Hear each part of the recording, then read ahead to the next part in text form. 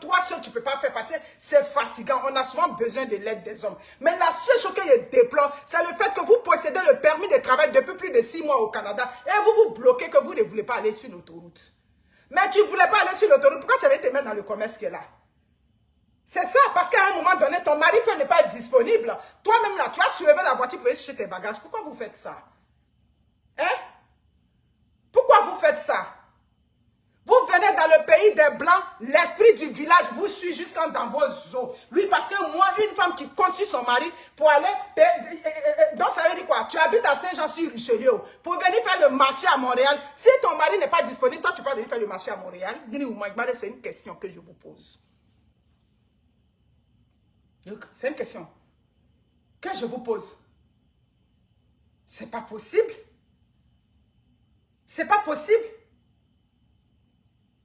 C'est pour cela qu'on va faire les statistiques d'évolution des femmes dans les sociétés modernes. Les femmes africaines, pour qu'elles vont venir clopin, hein, parce que le moment où vous allez laisser à faire des... J'ai peur d'aller sur l'autoroute. Sur l'autoroute, là, c'est les hommes qui sont là, c'est les femmes. Quand vous dites que vous avez peur là-haut, et puis vous voyez vos camarades femmes, hein, on enlève même les femmes blanches. On va dire que les femmes blanches, elles sont nées dans la voiture. Tu dis que tu as peur de conduire sur l'autoroute, et puis tu vois ta camarade femme noire, comme toi, seule, ou bien avec son mari et ses enfants. L'homme est à côté, et puis les enfants sont derrière, et puis elle est conduite sur l'autoroute. Et puis toi, tu es assise à côté de ton mari. Et puis toi, tu es en train de pitonner que le téléphone. Vous vous sentez valorisé comme ça? Je veux savoir. Vous vous sentez valorisé comme ça? Mais tu avais peur de conduire l'autoroute. Tu es venu chercher quoi au Canada? Moi, Nikiama et tout Mangroke. C'est ça. Tu dis que tu as peur de l'autoroute. On est en train de parler du Canada, hein, mais elles sont nombreuses comme ça à Abidjan. Elles ont des grosses voitures là-bas. Elles ne sont même pas capables de dire qu'elles vont conduire ici pour aller à Yamoussoukro. Yamoussoukro, où la route est belle là-bas. Là. Elle a peur de conduire. Non, j'ai peur des gros camions, tout et tout. C'est mon mari. Mais si ton mari conduit là, ton mari c'est un être humain aussi. Souvent, les hommes vont en week-end avec vous. Ils sont épuisés. Hein? Ils ont bu l'alcool un peu. Quand ils vous ont beaucoup, la nuit, il est fatigué. Le matin, tu n'as même pas dit, bon chéri. Bon, parce que c'est lui qui a lancé rien, il est fatigué. Tu n'as pas dit, bon chéri, je vais prendre la voiture. L'homme est fatigué avec tes enfants. Dans le week-end où vous êtes quitté là, vous acceptez que des hommes qui ont été alcoolisés la veille prennent le volant avec vos enfants et vous, la femme à côté. Vous vous sentez en sécurité. Moi, je ne vais pas me sentir en sécurité avec un homme avec lequel je suis allé en week-end qui s'est alcoolisé la veille, je ne vais pas me sentir en sécurité avec lui et les enfants dans la voiture. Vous faites ça, on vous voit, vous vous sentez fier quand vos maris conduisent et puis vous êtes à côté. Moi, je ne vois pas ça comme une fierté. Moi, ce que j'appelle la fierté d'une femme, on se partage le volant ou encore, moi, mon mari travaille de nuit, donc généralement, à l'époque, on voyageait beaucoup là. Quand on arrive le matin, là, c'est moi qui prends le volant quand on arrive à Toronto. Souvent, quand il a assez dormi dans la voiture, il dit, bon, avant qu'on arrive à Toronto, donne-moi la voiture. Et puis lui, il conduit. Quand on rentre à Toronto, c'est moi parce qu'au niveau des sorties, j'ai plus de réflexes que lui. C'est ça la vie. C'est ce qu'on appelle vivre dans une société moderne. Vous vivez au Canada comme si Mangrogri. Ah, Mangrogri, on n'est pas au village ici. On n'est pas au village ici. Voilà. J'ai dit à une de mes petites, j'ai dit à son mari, la prochaine fois, tu ne viens plus avec elle ici. Hein? Je vais la commencer à rire. J'ai dit, la prochaine fois, il ne faut plus venir toi. Prenez la voiture. C'est un peu. Tu n'es pas obligé de faire la vitesse. Tu peux rester dans le milieu. Dans le milieu là, si tu restes là, tu vas à ton rythme. Et s'ils veulent, ils n'ont qu'à venir te dépasser. Mais tu vas arriver à destination. Tu vas faire une fois, deux fois, tu vas briser la peur. C'est de ça qu'il s'agit. C'est de ça qu'il s'agit. Les adolescents de 17 ans finissent, de 16 ans finissent le permis de conduire. On leur dit, bon, conduis au moins un mois dans le quartier. Doucement, doucement, tu vas franchir l'autoroute. On fait ce travail auprès des adolescents. Et des vieilles mères comme vous, vous êtes dans les maisons. Non, et moi j'ai peur de conduire sur l'autoroute. Comme mon mari n'est pas là, comme il m'a pris, comme il m'a vous étiez cru où? On n'est pas au village ici, à Mangrogri. Ici, on est en Amérique. Le Canada, c'est l'Amérique. Vous n'avez pas compris ça? Hein? Les hommes, quand ils ont fini leur permis de conduire là, prenez-les doucement, doucement, doucement. 6 mois. Quand vous avez compté 6 mois top chrono, laissez-la à son sort. Un matin, elle te dit non, accompagne-moi à Montréal. Tu dis non. Mon grand frère a fait ça à sa femme en France. Quand elle est arrivée en France, mon grand frère lui a dit, je n'ai pas de problème. Oh. Moi, quand je suis en train de te breaker là, je t'envoie vidéo de ma petite soeur qui est au Canada. Parce que quand on dit une femme moderne dans la tête là, c'est elle. Tu ne conduis pas, tu vas gagner problème avec moi. Parce que la seule chose que je déteste, c'est qu'on me réveille ici dans le pays des Blancs, hein, pour venir me réveiller,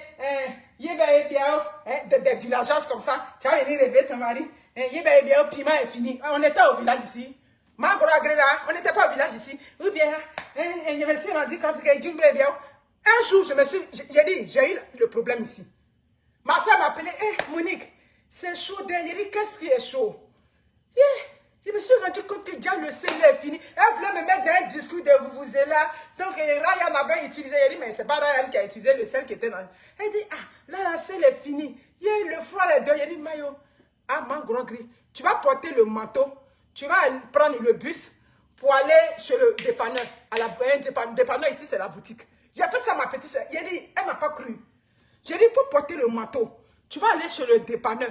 Et puis, tu vas aller prendre. Elle dit, Monique, j'ai dit, ben, si elle t'envoie le sel, tu vas croire qu'on est au village ici. Pourtant, on n'est pas au village. Si je t'ai envoyé le sel, ça veut dire que j'ai brisé mes valeurs occidentales.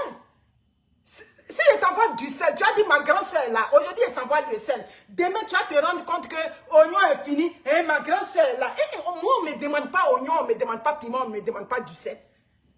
Donc, il faut que tu portes le manteau. Tu vas regarder la carte de l'autobus. Assure-toi d'éteindre le gaz. Il faut que tu arrêtes la cuisinière. Tu vas regarder l'heure que l'autobus passe. Tu vas aller au dépanneur. Tu vas attendre le retour de choses. Il a dit, sa seule chance, c'est que ce jour-là, Dieu s'en était là. Elle a appelé Kala. Kala, tu peux, et puis Kala a porté le manteau. Kala est parti payer pour elle. Est-ce qu'elle va reprendre encore que le sel est fini? Monique, pardon, tu peux venir à mon secours, que le sel est fini. J'ai dit, moi, je ne prends pas mon manteau pour aller donner du sel à ma soeur. Ça peut plus jamais arriver. C'est l'enfant de ma mère. Je pouvais dire qu'il fait froid dehors, je vais aller lui donner du sel. Je ne suis pas allé lui donner du sel un jour. Donc ici, on n'est pas au village. Vous comprenez ce que je dis? Vous êtes libre de prendre mon message en mal, mais il y a un message qui est passé derrière ce que je suis en train de dire. Arrêtez de vous bloquer. Celles qui roulent sur l'autoroute, c'est des femmes comme vous. Elles ont la même anatomie que vous. On les a accouchées comme vous. Ça dit c'est des femmes, point barre. Donc prenez la voiture. Dans les premiers moments, c'est normal. Parce que les gros camions aussi, souvent, ça fait peur. Mais gros camion, là, tu te mets au milieu, tu restes sur ta voie. Il y a une limite de vitesse. On dit tu peux aller à 60, mais 60 là, il faut faire petit. Tu vas mettre au moins un 30 dessus. Tu peux te mettre dans les lots de 90. 90 là, tout le monde va te dépasser. On va regarder dans ton visage. Toi, tu ne regardes pas les visages à gauche, à droite. Toi, tu regardes droit. Où tu vas? On t'a appris, tu as eu le permis de conduire. Ici, quand tu as le permis, là, ça veut dire que tu as le mérite d'avoir ça. J'ai toujours dit au Canada, c'est le permis qui est le problème, ce n'est pas la voiture. Donc, quand vous avez le permis, ça veut dire que vous avez le mérite, vous méritez d'avoir ce permis de conduire. Donc, pourquoi tu vas avoir ce permis et puis tu vas te rabattre sur mon mari, que mon mari avait dit, attends. La femme de mon grand frère a fait ça comme pour terminer l'histoire. En France, c'était comme ça. Oui, mon grand frère a dit que oui, fini. En piment, en BT, ça veut dire piment. Piment est fini. Mon grand frère dit, moi-même, je ne mange pas ça, ça va être piment. Donc, ça veut dire qu'aujourd'hui, là, tu vas arrêter cette sauce-là. C'est demain où je m'ai été déposé sur la route de ton travail. Tu vas aller. Je ne peux pas aller là-bas. C'est comme ça, mon grand frère a mis ça dans ses yeux. Qu'est-ce qu'elle avait dit? Oh, ton frère est méchant, tout et tout. Mais mon frère n'est pas méchant. Mon frère aussi, c'est l'enfant d'autrui. On avait accouché mon frère aussi. Donc, c'est de ça qu'il s'agit. Donc, les femmes, arrêtez de vous bloquer. Le fond de mon message, c'est que quand vous avez eu le permis de conduire, vous êtes des femmes braves, vous êtes des femmes vaillantes. C'est parce que vous méritez d'avoir ce permis de conduire quand vous avez. Donc, brisez-moi cette barrière de l'autoroute. L'autoroute, là, c'est plus facile. Dès que tu es rentré sur l'autoroute, tu es rentré. Prochaine sortie, si tu sais que tu n'es pas canqué, là, au moment où il te reste 2 km à prendre la prochaine sortie, déjà, tu te positionnes sur ton côté. Et puis, c'est fini. C'est plus facile de conduire sur l'autoroute. Et puis, deuxième truc, quand vos bagages arrivent et puis on vous appelle là, un billet, c'est l'argent, vous mettez dedans. Même si tu travailles le lendemain, tu trouves un moyen, ma chère amie, tu viens chercher tes bagages, tu sécurises ça chez toi. Vous êtes des commerçants, vous mettez des près de 3 millions, 4 millions. Comment tu peux protéger $100 de la journée, $150 de la journée par rapport à tes bagages de près de 2 millions et quelques habitants, de vous à moi. Est-ce que ce que je dis, ce n'est pas logique? Vous riez ici. Nikous, que tu ne vas pas prendre là pour aller chercher. Quoi? Non, mais ce que je dis, c'est la vérité. Il n'y a rien de... J'avais une amie à l'époque, à Gatineau, toujours parlable, fille avec son mari. Parlable avec son mari. Un week-end, j'ai dit à mon mari, j'ai dit, chérie, on va prendre le week-end prochain, on va aller à Gatineau pour essayer de dissiper le problème. Mes amis, je suis partie régler la palabre là-bas. Oui, en bon français, on dit la palabre. Je suis allée régler la palabre. Elle explique que je l'avais envoyé et puis il m'avait dit, j'ai dit, j'ai coupé coup. J'ai dit, ma soeur, à faire des permis quand tu es rentré au Canada, mais il travaille, il est fatigué. Il travaille, tout ce que tu as dit là. J'ai dit qu'il n'a qu'à aller payer ça, il n'a qu'à aller faire ça, il n'a qu'à aller faire ça. Il faut avoir ton permis. Palabre va diminuer dans cette maison.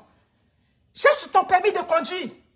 Mais quand elle a eu le permis, c'est elle qui m'appelait un matin. Elle dit, Monique, c'est toi qui avais raison. Mais écoute, il y a des jours, les hommes sont irrités.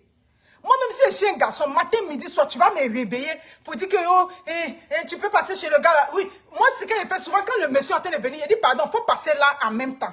Mais quand il rentre déjà à la maison, pour aller le faire sortir, c'est difficile mentalement. C'est de ça qu'il s'agit. Donc, le permis là, quand vous venez au Canada, c'est un conseil ça là, je vous donne, et puis vous m'avez attaché sur les pages là. Je vous ai dit que le permis là, c'est comme ton premier diplôme. J'ai dit à ma soeur, où tu es en train de faire l'école là, arrange-toi pour faire ton permis à côté.